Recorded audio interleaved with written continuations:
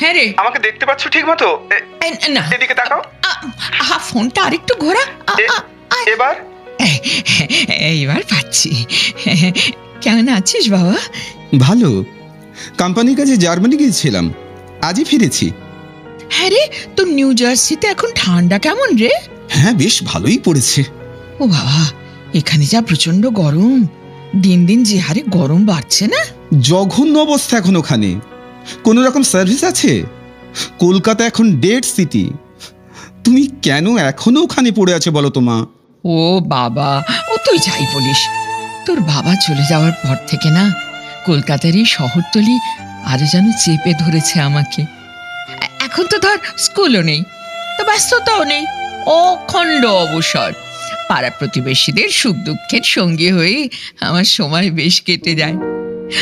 আচ্ছা ঠিক আছে, এবারে তুই এলে কয়েকদিনের জন্য তোর সঙ্গে যাবো তোর ওখানে। কয়েকদিন আবার কি? তুমি এলে এখানে এসে থাকবে। বাবারে, আর হ্যাঁ মা, তুমি একাই আসতে পারবে, কোনো চিন্তা নেই। অ্যাপে এন্ট্রি করে দেব, পাসপোর্ট ভিসা তৈরি হয়ে যাবে। তারপর অ্যাপ থেকে আমি প্লেনের টিকিট কেটে দেব, এয়ারপোর্টে আসার ক্যাব করে দেব। তুমি শুধু সময় মতো ট্যাক্সিতে উঠবে, ব্যাস। না না না না না, আমি একা যেতে পারবো না বাবা। আর তাছাড়া দেখ, মানে ও অনেক দিন থাকবো কি করে? প্রত্যেক মাসের পেনশনটা তুলতে হয় না। মা, তুমি কোন জগতে আছো বলো তো? তোমার পেনশন ব্যাংকে ট্রান্সফার করে দিচ্ছি, তারপর যে কোনো জায়গা থেকে এটিএম কার্ড দিয়ে টাকা তুলতে পারবে, কোনো অসুবিধে নেই। না না না না না, আসলে না এটিএম কার্ড ব্যবহার করতে আমার বড় ভয় করে রে। মানে উল্টো দিকে তো কেউ নেই, খসখস করে নিজে নিজে টাকা বেরিয়ে আসছে। আচ্ছা যদি ভুল হয়, মেশিনের সঙ্গে কি লেনদেন চলে? এর চেয়ে পোস্ট অফিস ঢের ভালো। তারে জালের কাউন্টারের ওপাশে লোকগুলো কেমন জ্যান্ত, ওদের সঙ্গে দুদণ্ড কথা বলা যায়। আর পরিশ্রম, সময়? ওফ, আমার আবার এখন সময়? লোকজনের সঙ্গে কথা বলেই তো আমার সময় কাটে। আচ্ছা, তোমার বাজার টাজার সব আছে তো? না হলে কি কি আনতে হবে হোয়াটসঅ্যাপে লিস্ট করে পাঠিয়ে দাও, আমি অনলাইনে অর্ডার করে দিচ্ছি। না না না রে, কিচ্ছু চাই না আমার। আচ্ছা, একা মানুষের কত লাগে বলতো? এই জানিস তো, মোহনের হার্ট অ্যাটাক হয়েছে শুনলাম, বুঝেছিস? সকালে তো যেতে পারিনি, অন্তত যাই এখন একটু খোঁজটা নিয়ে আসি। কে মোহন? ওহো, ভুলে গেলি? ওই যে জয়দেব স্টেশনারির উল্টো দিকে, ওই যে মাটিতে সবজি নিয়ে বসতো, নীলপুরের বাগান থেকে রোজ কত রকমের তাজা তাজা সবজি নিয়ে আসতো। তোর বাবাকে তো জোর করে করে দিত, তোর মনে নেই? মা, তুমি সত্যি এনকারেজেবল। কোথাকার কি মোহন, তুমি তার জন্যই রাত্রিরে চললে? চিন্তা করিস না, আরে বাবা আলম এখন ব্যাটারি রিক্সা চালায়, ও আসবে আমাকে নিয়ে যাবে। তার মানে কিছু টাকা সাহায্য করতে হবে, তাই তো? ওই জন্যই বলি, these humbugs are sucking your blood. ওভাবে বলিস না রে, ওদের সবাইকে নিয়েই তো সমাজ, বল। তাহলে আর কিছু বলার নেই, তুমি যাও, আমি একটু কাজে বেরোবো। সাবধানে থাকিস বাবা। হ্যাঁ।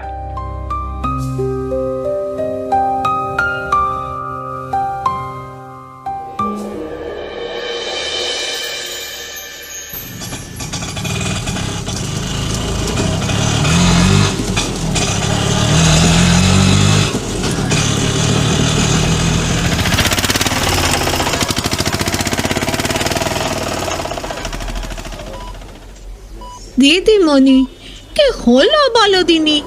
ভালোই তো ছিল, ওই সবজি বেচি বাড়ি ফিরলো, একটু জল চাইলো, বললো শরীরটা আই ঢাই করছে, দরদর করে ঘামছিল, চৌকি তো বসছি না বসছি অজ্ঞান হয়ে পড়ে গেল। এখন কেমন আছে মোহন? ওষুধ দিচ্ছে, ঘুমুচ্ছে, আর অনেকগুলো পরীক্ষা করাতে বললো, বুকের ফটো তুলতে বললো, বললো মেশিন খারাপ, বাইরে থেকে করাতে হবে, 4,000 টাকা পড়বে। অত টাকা কোথা থেকে পাবো দিদিমণি? আচ্ছা আচ্ছা ঠিক আছে, আমি দেখছি। না, আমার কাছে এখন খুব বেশি টাকা নেই। আচ্ছা বেশ, আমি কমলের হাত দিয়ে টাকা পাঠাচ্ছি, বুঝেছো? ও তোমাদের সঙ্গে সঙ্গে থাকবে, তোমরা তাড়াতাড়ি সিটি স্ক্যানটা করিয়ে আনো। ঠিক আছে।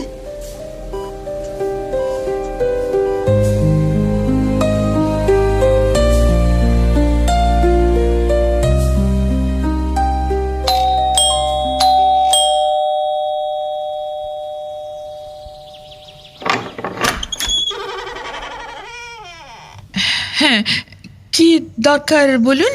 নমস্কার, নমস্কার। আমরা মোবাইল অ্যাপ কোম্পানি থেকে এসেছি। যে কোনো এমার্জেন্সিতে আমরা হাসপাতালে নিয়ে গিয়ে ভর্তি করিয়ে দিই। আপনাদেরকে আমাকে দেখে অসুস্থ মনে হচ্ছে? না, আসলে আপনার ছেলে অনুপম বাবু আমাদের ক্লায়েন্ট, উনি SOS দিয়েছেন, তাই এসেছি। ও, বুঝেছি। আচ্ছা ঠিক আছে ভাই, এখন আপনারা আসুন কেমন। আমি সম্পূর্ণ সুস্থ। সত্যি সত্যি অসুস্থ হলে তখন আসবেন। আপনার কথার এই শেষ অংশটা আমরা কিন্তু রেকর্ড করলাম, আপনার ছেলের হোয়াটসঅ্যাপে পাঠিয়ে দিচ্ছি। আর হ্যাঁ, এই বিলটা, হ্যাঁ, না না, আপনাকে পেমেন্ট করতে হবে না, আপনার ছেলে আগেই মিটিয়ে দিয়েছেন। ঠিক আছে, তাহলে এখন আমরা আসি। নমস্কার। নমস্কার।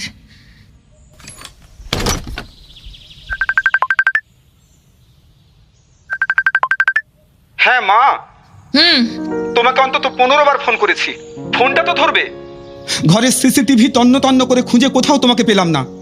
বাথরুমের দিকগুলোতে আবার সিসিটিভিও তো লাগানো নেই, তাই বাধ্য হয়ে। ও, এত চিন্তা করিস না। ও, মাঝের পাড়ায় গিয়েছিলাম তো, ওই শীতলা পুজোর নেমন্তন্ন ছিল। খুব জোরে জোরে মাইক বাজছিল, তারপরে ঢাক কাশির আওয়াজে আমি একদম শুনতে পাইনি রে। ঠিক আছে ঠিক আছে, বুঝেছি। রাখছি এখন। আচ্ছা বাবা, ঠিক আছে, সাবধানে।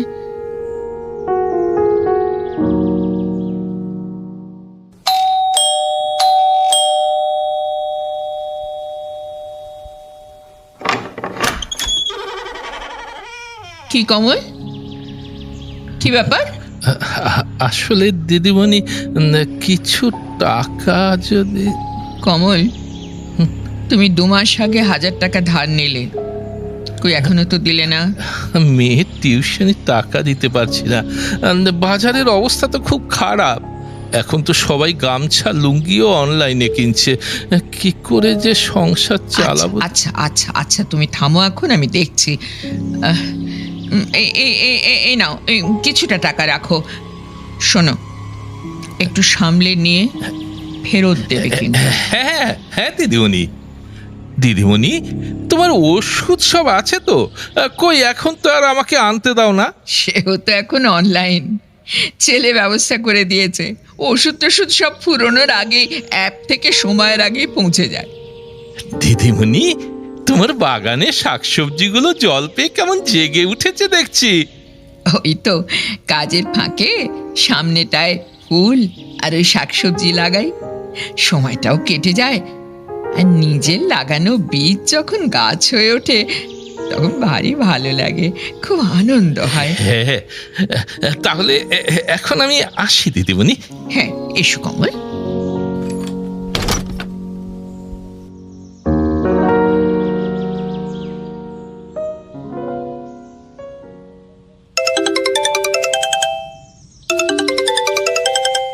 হ্যাঁ মা, হুম, তোমার সব কিছুতে এত আপত্তি কেন বলো তো? কেন রে, কি হয়েছে? সেদিন ভিডিও কলে দেখলাম তোমার চুলগুলো একেবারে উস্কো খুস্কো, ছোট বড় হয়ে আছে।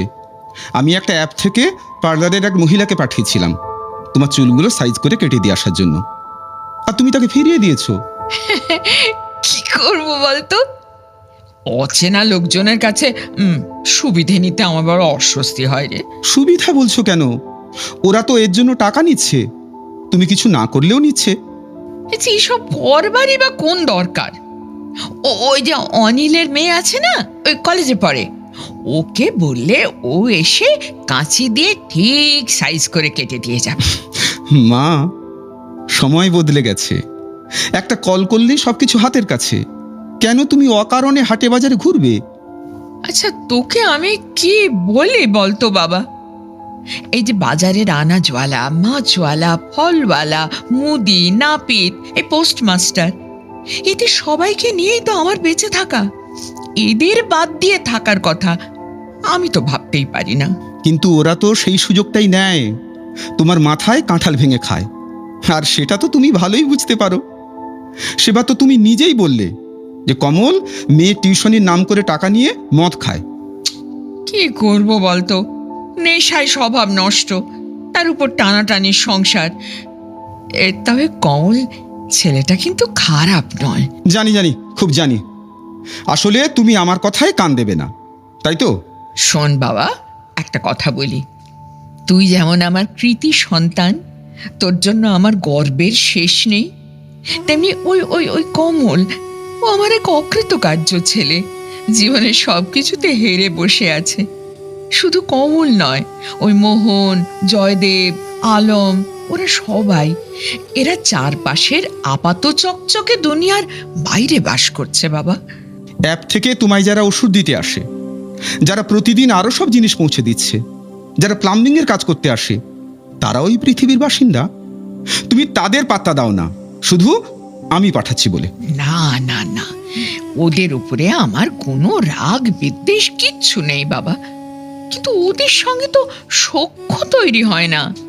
এক একদিন এক একজন আসে, তা আমি ওদের চিনতে চেষ্টা করি, জিজ্ঞেস করি কোথায় থাকো, বাড়িতে কে কে আছে।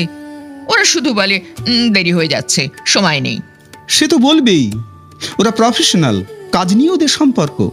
আমিও তো সেই কথাটাই বলি, শুধু কাজের সম্পর্ক, তাই দিয়ে তো আর সেতু সঞ্চার হয় না। কি সঞ্চার? তুই বুঝবি না, ছেড়ে দে। এটা ছেড়ে দেওয়ার কথা নয় মা। আমার তো আর কেউ নেই, সব হারিয়েছি। শুধু তোমার জন্য আমি চিন্তা করে মরি। আমার অর্থ আছে, কিন্তু কিন্তু ছুটি নেই। নিজে যেতে পারি না বলে অনেকগুলো এজেন্সি সেট আপ করে রেখেছি, যাতে তোমার কোনো রকম কষ্ট না হয়। বাবা, তোমার অর্থ বল আছে, তাই দিয়ে তুমি কর্তব্য করছো, কিন্তু জীবন তো শুধু এইটুকু নয় বাবা। দেখো মা, আমায় পড়াশুনো শিখিয়েছে কে? উন্নতির পথে এগিয়ে দিয়েছে কে? তুমি বাবা। তুমিই তো সবসময় বলে এসেছো সব কিছু বিশ্বের কাছে তুলে ধরতে। আমি তো তা অস্বীকার করি না। তোমার অর্জনে আমি গর্বিত। যে সুযোগ তুমি পেয়েছো তাকে কাজে লাগাও, দেশ বিদেশের এত এত জায়গায় যাও, চেষ্টা করো মানুষকে জানার। শুধু পেশাদারি পরিষেবা আদান প্রদানের চশমা দিয়ে তুমি এই দুনিয়াটাকে দেখো না বাবা। তুমি যে কি চাও বুঝি না মা। আমি ঈশ্বরের কাছে কায় মনোবাক্যে প্রার্থনা করি, তোমার সেই দৃষ্টি আসুক, যে দৃষ্টিতে তুমি বিশ্বের সঙ্গে এক আত্মীয়তার সন্ধান পাও। মা, এখন রাখছি, অফিসে বেরোবো। ঠিক আছে বাবা, সাবধানে থাকবি কেমন?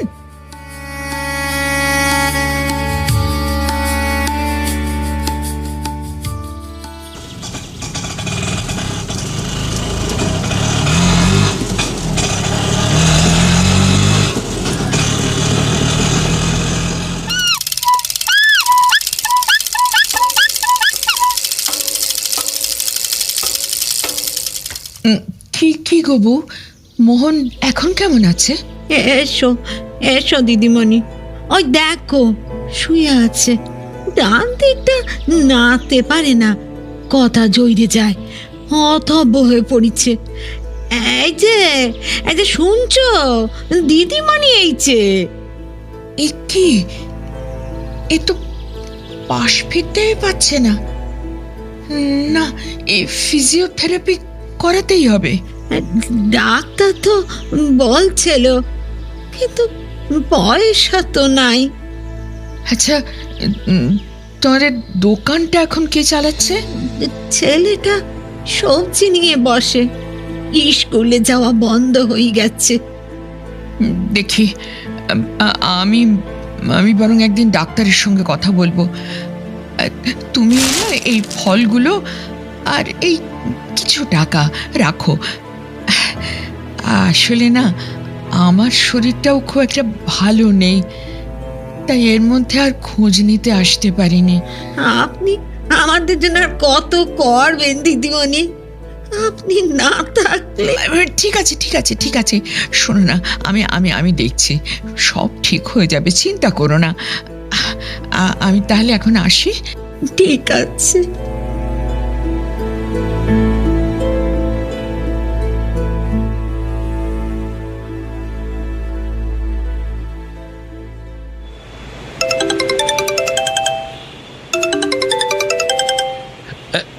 হ্যালো, কে বলছেন? আপনি কে বলছেন?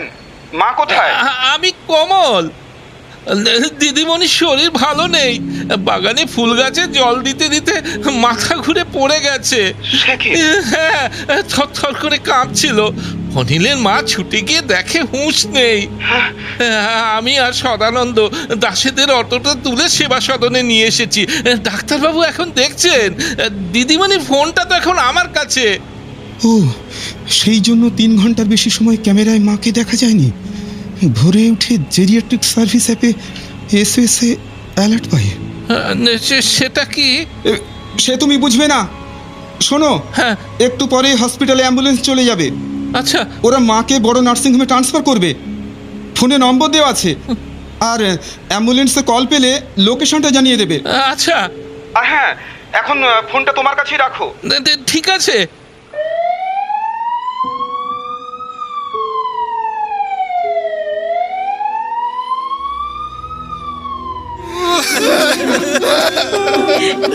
দিদিমণি, দিদিমণি, আমাদের ছেড়ে চিরদিনের মতো চলে গেল। নার্সিংহোমে নিয়ে যাওয়ার সময় পর্যন্ত দিলনি। এখন কার কাছে দুঃখের কথা বলবো, কার কাছে? আমাদের যে আর কেউ নেই গো দিদিমণি। কেউ শোনার নেই, কেউ শোনার নেই, কেউ না। অনুপম বাবু, দেখতে পাচ্ছেন আপনার মায়ের শেষকৃত্য? আর এই দিকটায় বাজারের সমস্ত দোকানদার, কাজের মাসি, আর ওই দিকটায় স্থানীয় কাউন্সিলর রাজীব বাবু দাঁড়িয়ে, আর অসংখ্য সাধারণ মানুষ। হ্যাঁ, তাই তো দেখছি। আসলে আচমকা এমনটা হবে ভাবতে পারিনি। কোম্পানির কাজে এখন ইটালিতে, আগামীকাল স্লোভেনিয়া যেতে হবে, তারপর আরও 3টি শহরে। ছুটি স্যাংশন করা গেল না, তাই যাওয়া সম্ভব হলো না। সে নিয়ে আপনাকে কোনো চিন্তা করতে হবে না স্যার। এখন মুখাগ্নি করতে এগিয়ে এসেছেন স্থানীয় দোকানদার কমলগিরি। জ্বলন্ত পাটকাঠি নিয়ে 3বার শব্দে চারপাশে ঘুরে আপনার মার মুখে আগুন ছোঁয়ালেন। দেখুন এই দিকটা।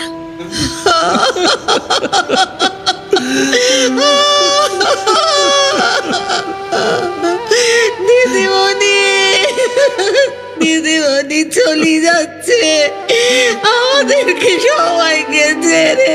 দিদিমণি। ম্যাডাম, একবার কমলকে জিজ্ঞেস করুন তো কতজন শ্মশান বন্ধু এসেছেন, আর আপনাদের গাড়ি ভাড়া, পুরোহিতে দক্ষিণা, অ্যাপের সার্ভিস চার্জ, আর একই সঙ্গে ওদের টাকাটাও আমি ট্রান্সফার করে দিচ্ছি। এই যে দাদা, আপনারা কতজন? অনুপম স্যার আপনাদের জলযোগের জন্য কিছু টাকা পাঠাতে চাইছেন। আমাদের টাকার প্রয়োজন নেই। সে কি, কেন? নিজের মানুষের কাজ নিজেদেরই করতে হয়, তার জন্য অন্যের টাকা দিতে নেই। মা কষ্ট পাবে।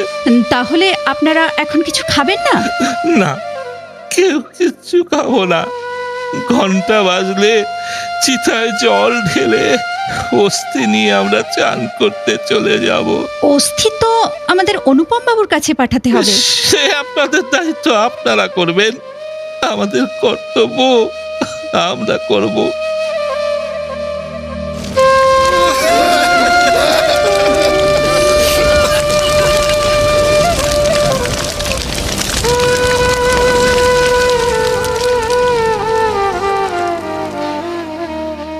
দিন এই মালসায় অঙ্গার তুলে দিন, আর ওই মালসায় কিছুটা।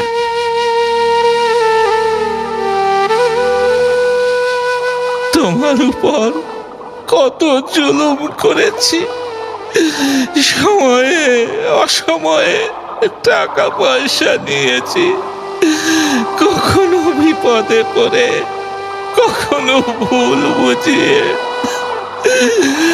মা, আমাকে ক্ষমা করো। মা গঙ্গা, তোমার জলে আমার সব পাপ ধুয়ে দিও মা, ধুয়ে দিও, ধুয়ে দিও।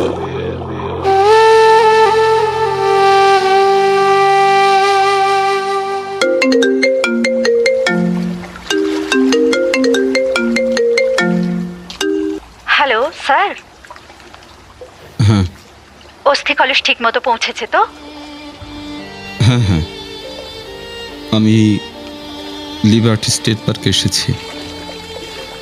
হাডসনের জলে মায়ের চিতাভস্য ভাসাতে। ও আচ্ছা স্যার, আমাদের এই সার্ভিসে আপনি যদি সন্তুষ্ট হয়ে থাকেন তাহলে একটা ফিডব্যাক দিয়ে দেবেন please. Okay. Thank you sir.